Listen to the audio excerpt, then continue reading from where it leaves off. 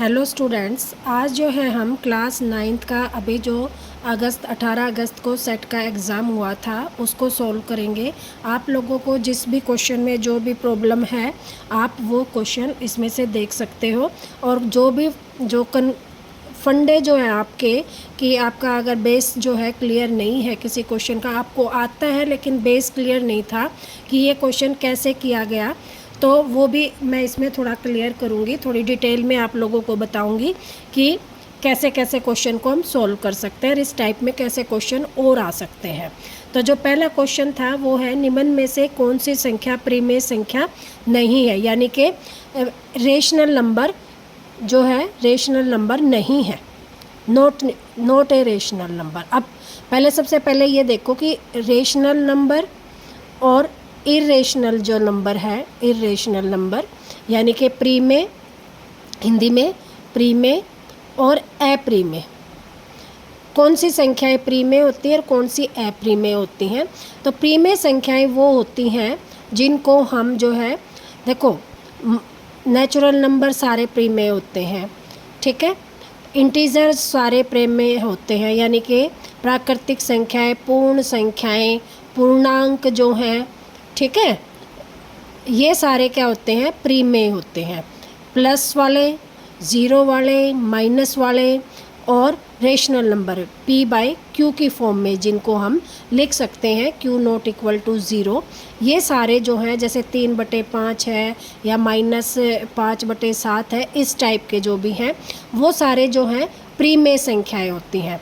दूसरा, कौन सी संख्याएं जो बार बार रिपीट हो, जैसे 5.657 फिर 57, इस तरह से जो बार बार रिपीट हो वो भी क्या होते हैं, प्रीमेय संख्या होती है। जैसे इसको हम लिख सकते हैं 557 बार, यानी कि ये अक्सर बार बार रिपीट हो रहे हैं। 4.3333, तो इसको हम लिख सकते हैं 4.3 बार। तो ये भी जो है सारे क्या होंगे, प्रीमेय संख्याएं होंगी, रेशनल नंबर होंगे। इरेशनल में आता है एक तो पाई आता है आपका, एक अंडर रूट वाली संख्या है। अंडर रूट वाली का मतलब जिसका अंडर रूट ना निकल सकता, जैसे 2 है, 3 है, 5 है। देखो इसमें एक नहीं होगा क्योंकि एक का एक होता है, 4 नहीं होगा क्योंकि 4 का अंडर रूट क्या होता है, 2 होता है। तो ये वाली संख्याएं अप्रीमेय नहीं होंगी। वो संख्याएं अप्रीमेय होंगी जिनका अंडर रूट हम निकाल नहीं सकते, ठीक है। और जो रिपीट ना हो, जैसे 1.01 आ गया, फिर 001 आ गया, फिर 001 आ गया, या 1.091 आ गया, 2 आ गया, फिर 5 आ गया, फिर 0 आ गया, फिर 4 आ गया। कोई भी नंबर जो रिपीट ना हो, जिसको हम डिवाइड करते रहें और रिपीट ना हो, वो सारी जो नंबर होते हैं वो क्या होते हैं, अप्रीमेय संख्या होती है, यानी कि इरेशनल नंबर होते हैं। अब क्वेश्चन हमारा क्या है कि which of the following is the rational number, ठीक है। अब देखो 81 का अंडर रूट क्या होता है, 9 होता है। तो 9 क्या है हमारा, इरेशनल नंबर है, रेशनल है, रेशनल है, यानी कि प्रीमेय संख्या, क्योंकि अंडर रूट 81 का वर्गमूल क्या होता है, 9। तो ये आ जाएगा रेशनल। यहाँ देखने में क्या लग रहा है, मैंने अभी बताया अंडर रूट वाली संख्याएं, तो तुम क्या देखोगे, अंडर रूट है तो ये रेशनल है, नहीं है। लेकिन इसका क्या होता है, अंडर रूट 9, यानी कि निकल गया हमारा अंडर रूट, तो ये नहीं हो सकता। 225 किसका होता है, 15 का होता है, तो ये भी रेशनल नंबर है, ठीक है, ये भी रेशनल नंबर है क्योंकि बार बार रिपीट हो रहा है। ये देखो अब क्या है, 10 है, फिर 100 है, फिर 1000 है, तो ये जो है बार बार रिपीट नहीं हो रहा, तो ये इरेशनल नंबर है, यानी कि रेशनल नंबर नहीं है। तो इसका आंसर आ जाएगा हमारा डी, ठीक है।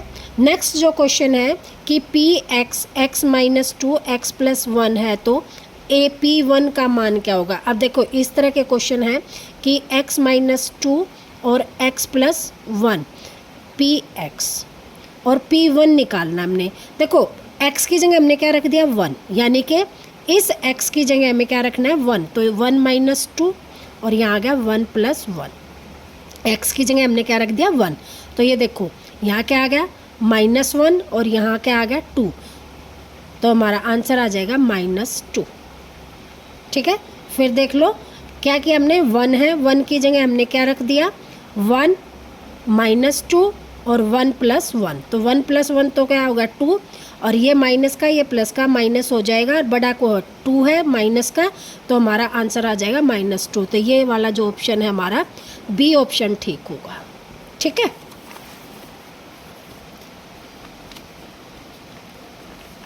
अब जो है इसका थर्ड क्वेश्चन क्या है कि अब देखो थर्ड क्वेश्चन है बहुपद x की 4 + 2x³ - x² + 3 की घात क्या है।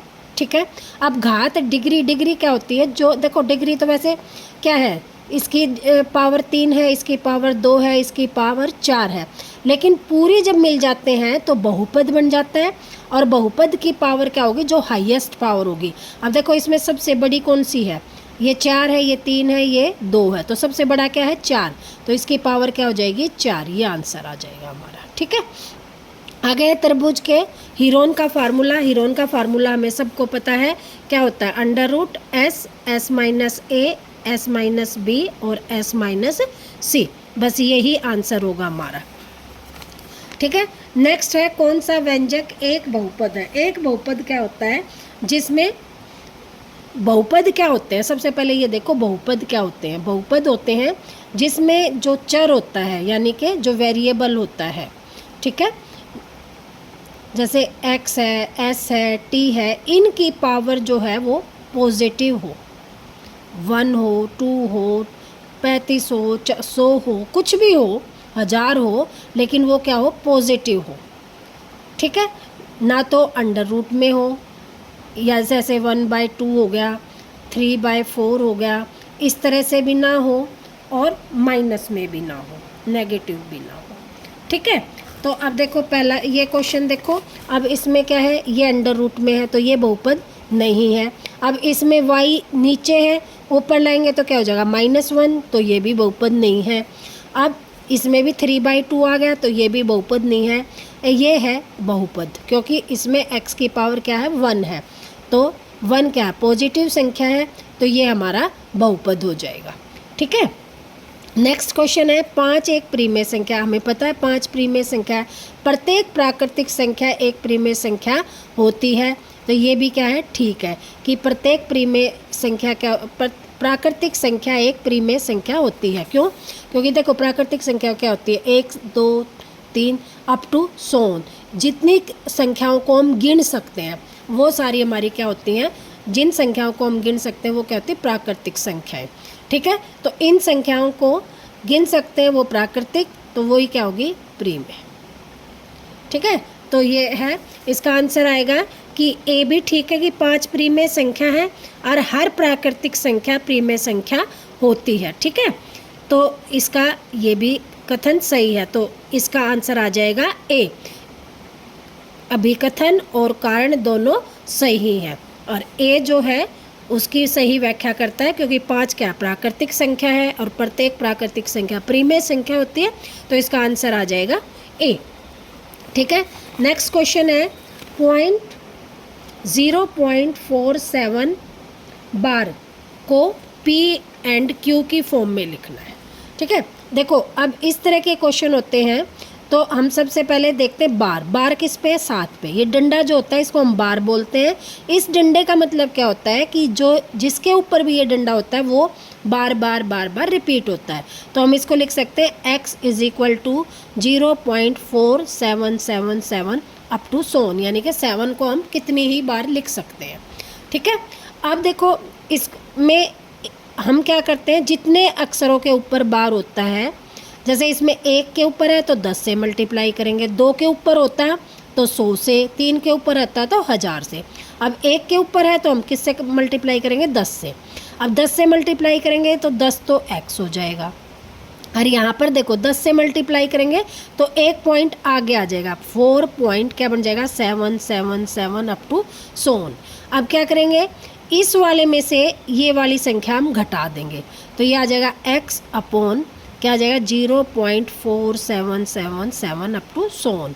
घटाने के बाद क्या आ जाएगा, यहाँ तो आ जाएगा 9x, और यहाँ आ जाएगा 4 पॉइंट, ये 7 में से 4 गया 3, और बाकी 0 0 0 तो कैंसिल हो गए। आंसर आ गया x = 4.3/9। ठीक है, अब इसका पॉइंट हटाएंगे तो ये आ जाएगा 43/90, ये हमारा आंसर हो जाएगा। ठीक है, आई होप ये क्वेश्चन भी आप लोगों को समझ में आ गया होगा। अगला क्वेश्चन है क्वेश्चन नंबर 8, ये क्वेश्चन नंबर 7 था। क्वेश्चन नंबर 8 है कि सीधी गुणा किए बिना गुणनफल ज्ञात करना है 93 इंटू में 103, 97 सॉरी। ठीक है, अब देखो दोनों को हम क्या लिख सकते हैं, इजी वे में अगर हमें कैलकुलेशन करनी है तो हम इसको लिख सकते हैं कि 97 को हम लिख सकते हैं 100 माइनस 3, और इसको हम क्या लिख सकते हैं 100 प्लस 3। अब देखो दोनों में 100 है, दोनों में 3 है, तो अगर हम a माइनस इसको a मान लें, इसको b मान लें, तो ये क्या हो गया a माइनस b, और ये बन गया a प्लस b। a हमारा 100 हो गया, b क्या हो गया 3 हो गया, दोनों में सेम है। तो ये जो फार्मूला है, ये जो फार्मूला हमें याद करना है, बहुत इंपॉर्टेंट फार्मूला है, ये बन जाता है a square minus b square. ठीक है, अब a स्क्वायर का मतलब 100 का स्क्वायर माइनस b स्क्वायर का मतलब 3 का स्क्वायर। अब 100 का स्क्वायर देखो, 100 का स्क्वायर का मतलब होता है 100 गुणा में 100, और इनको गुणा करने की ज़रूरत नहीं है, हम पीछे गिनते हैं कितनी जीरो है, 2 ये 2 ये 4 जीरो, और 1 की 1 से 1, माइनस 3 का स्क्वायर होता है 9। ठीक है, अब इसको कैंसिल करेंगे तो ये 10 में से 9 गया 1, फिर 9 9 9। ठीक है, ये हमारा आंसर आ जाएगा। कितनी जल्दी हमारा क्वेश्चन सॉल्व हो गया और विदाउट गुणा किए हुए। ठीक है, इसका जो है 8th क्वेश्चन का और पार्ट भी है, और में जो है क्या दे रखा है कि गुणनखंड कीजिए 2x square plus 7x plus 3, 8th में ही है ये। अब देखो गुणनखंड करते हैं हम तो कैसे करते हैं, सबसे पहले इस वाले की और इस वाले की गुणा करते हैं, 3 दूनी 6। ठीक है, अब यहाँ प्लस का निशान है, तो इस 6 के टुकड़े हम इस तरह करेंगे कि प्लस का मतलब जोड़कर क्या है जो यहाँ पर लिखा हुआ है, तो इसके टुकड़े क्या हो गए 6 गुणा में 1, 4 1 7। ठीक है, और यहाँ किसका निशान है प्लस का, तो दोनों किसके हो जाएंगे प्लस के, तो हम इसको लिखेंगे 2x square plus 6x plus 1 into में x प्लस में 3। ठीक है, ये जो है टुकड़े हमने कर लिए, x इसका यूँ का यूँ रख लिया। अब देखो यहाँ भी 2 है तो और यहाँ 6 है, दोनों 2 के पाड़े में जाते हैं तो 2 बाहर, x भी दोनों में x बार, यहाँ से बच गया खाली x, और 2 से भाग करा तो 3। ठीक है, और x बार था तो ख़त्म, और प्लस का साइन था तो प्लस का साइन। अब यहाँ से 1 बाहर, x प्लस क्या आ गया 3।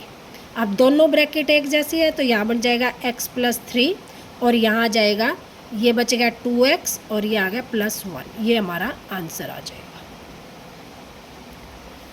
ठीक है, ये था हमारा गुणनखंड करने का तरीका कि गुणनखंड कैसे करते हैं। अब नेक्स्ट क्वेश्चन जो है वो है कि एक त्रिभुजाकार भूखंड की भुजाओं का अनुपात, अब त्रिभुज है ठीक है, और इनकी भुजाओं का जो है अनुपात दे रखा है 3:5:7, और इसका जो परिमाप है, मान लो ये भुजा A है, ये B है और ये C है, तो परिमाप क्या होता है तीनों भुजाओं का जोड़, कितना दे रखा है 300 मीटर, और इसका क्या निकालना है अक्षेत्रफल निकालना है। ठीक है, क्या निकालना है अक्षेत्रफल। अब सबसे पहले हम क्या है अनुपात दे रखा है, तो हम सबसे पहले मानेंगे कि माना अनुपात हमारा कितना है x मान लेते हैं x, तो पहली भुजा क्या बन जाएगी 3 गुणा में x, हम यहाँ लिख लेते हैं पहली भुजा। क्या करना है, जो हमने अनुपात माना है वो पहले वाले से गुणा कर देंगे तो 3x, दूसरी भुजा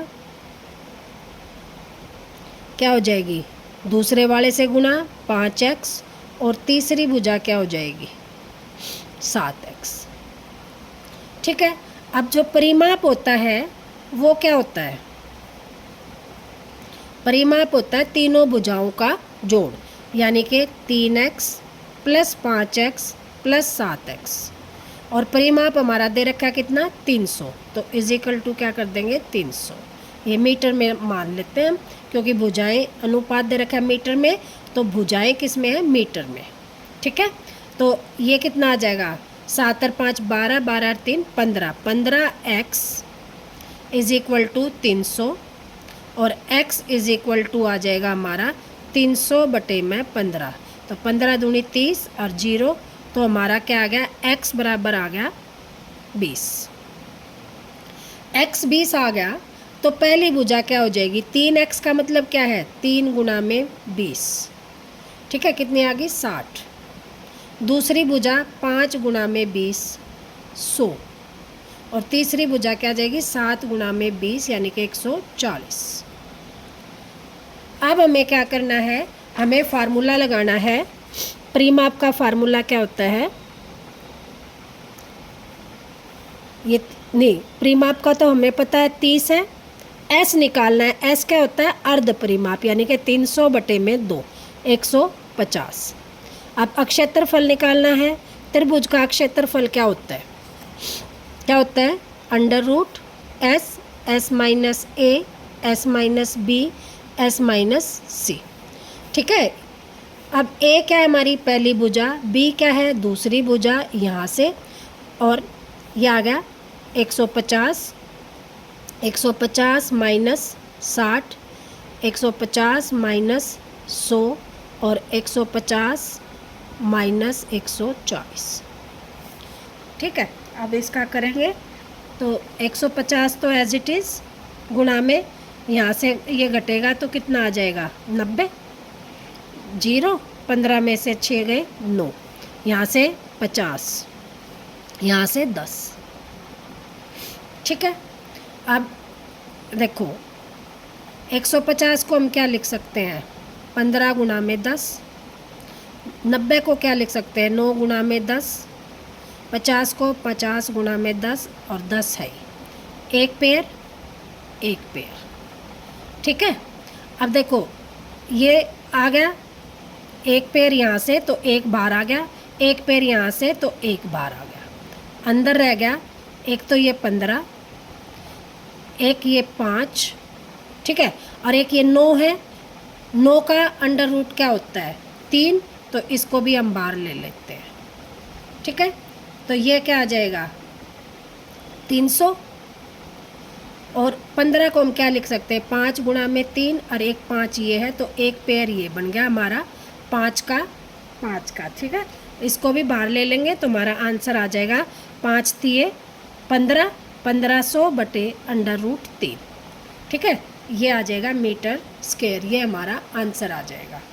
फिर बताऊं, ये 5 जो है हमने बाहर ले लिया तो हमारी लाइन बन जाएगी 300 गुना में 5 और अंडर रूट 3, और 300 की 5 से हम गुना करेंगे तो ये आ जाएगा हमारा 1500। ठीक है, ये क्वेश्चन हमारा हो गया। नेक्स्ट जो क्वेश्चन है 9th क्वेश्चन में ही, नेक्स्ट 9th में भी और दे रखा है कि और का मतलब इसका ही जो है दूसरा पार्ट। इसमें दे रखा है कि एक समद्विबाहु त्रिभुज है। समद्विबाहु का मतलब क्या होता है, समद्विबाहु त्रिभुज यानी कि जिसकी 2 भुजाएं इक्वल हो, ये भुजा इस भुजा के इक्वल हो। ठीक है, और ये मान लो ए है तो ये भी क्या हो जाएगी ए, और ये अलग हो जाएगी एक्स, और इसका क्या दे रखा है, परिमाप दे रखा है। समद्विबाहु त्रिभुज का परिमाप दे दिया 30 सेंटीमीटर, और इनकी जो भुजा बराबर वाली भुजाएं हैं वो 12, यानी कि ये 12 है तो ये भी क्या हो जाएगी 12। तो हम इस भुजा को पहले निकाल लेंगे।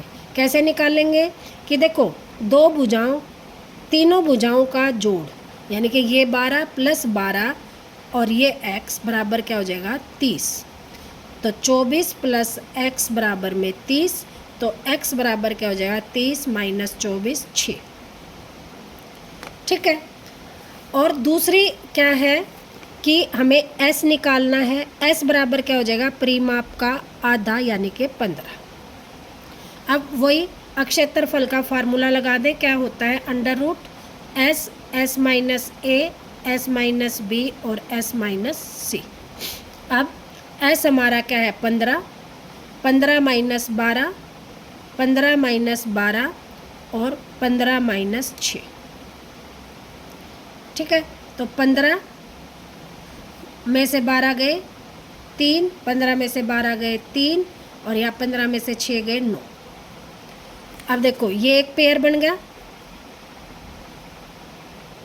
3 बार, ठीक है। यहाँ से 9 का भी क्या होता है 3 होता है, और इसको हम लिख सकते हैं √15। तो हमारा आंसर आ जाएगा 3 × 9 √15, ये हमारा आंसर हो जाएगा। और सेंटीमीटर में है तो सेंटीमीटर स्क्वायर, क्षेत्रफल जो है सेंटीमीटर स्क्वायर, ठीक है। ये हमारा आंसर हो गया। आई होप ये क्वेश्चन भी आप लोगों को समझ में आ गया होगा। इजी सा था कि 2 भुजाएं क्या दे रखी हैं, बराबर दे रखी हैं। एक भुजा बराबर है तो दूसरी भी 12 होगी। 3 भुजाओं का जोड़ उसका परिमाप होता है, तो 12 × 12 जमा में तीसरी भुजा बराबर में 30, ठीक है। तो अब क्या किया, इन दोनों को जोड़ा 24 प्लस में तीसरी भुजा बराबर में 30। तो तीसरी भुजा निकालने के लिए 2 भुजाओं में का जोड़ परिमाप में से घटा दे तो तीसरी भुजा आ गई। अब फार्मूला है S S - A S - B S - C। अब S क्या होता है हमारा परिमाप का आधा, तो 30 का आधा कर दिया हमने, कितना आ गया 15। तो यहाँ आ जाएगा 15, 15 - 12, 15 - 12, 15 - 6। तो ये हमारा आंसर आ गया, ठीक है। आई होप ये क्वेश्चन आप लोगों को समझ में आ गया होगा। नेक्स्ट क्वेश्चन है हमारा, लास्ट क्वेश्चन है कि कक्षा 9th की अध्यापिका ने अपनी कक्षा की छात्रा शीला का परिणाम का निरीक्षण किया। उन्होंने शीला के जुलाई के सेट के नंबर और नवंबर के सेट के अंकों की तुलना की ताकि वह वार्षिक परीक्षा की तैयारी में उसके सुझाव दे सके। सुधार की आवश्यकता, उन्हें निम्नलिखित दंड आलेख तैयार किया। अब देखो ये उन्होंने दंड आलेख तैयार कर दिया।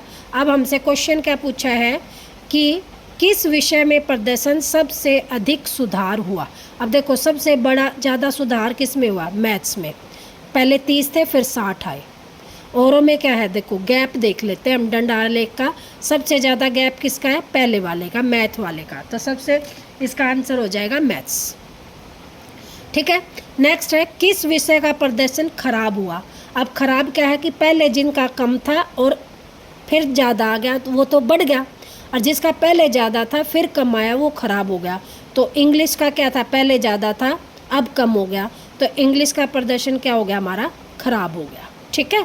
नेक्स्ट है किस विषय के प्रदर्शन बराबर रहा। अब बराबर देखो किस में रहा, इन दोनों में बराबर है, तो हिंदी में जो प्रदर्शन है वो क्या रहा, बराबर रहा। किस विषय में प्राप्त अंकों का अंतर, गणित विषय में प्राप्त अंकों का अंतर। अब पहले में कितने मिले थे 30, दूसरे में कितने मिले 60, तो अंतर कितना आ जाएगा 60 - 30, तो कितने का अंतर आ गया 30 का। तो ये वाला आंसर हो जाएगा हमारा, ठीक है। तो आई होप ये क्वेश्चन पेपर जो है आप लोगों को अच्छी तरह से समझ में आ गया होगा, आप इसको कर लेना।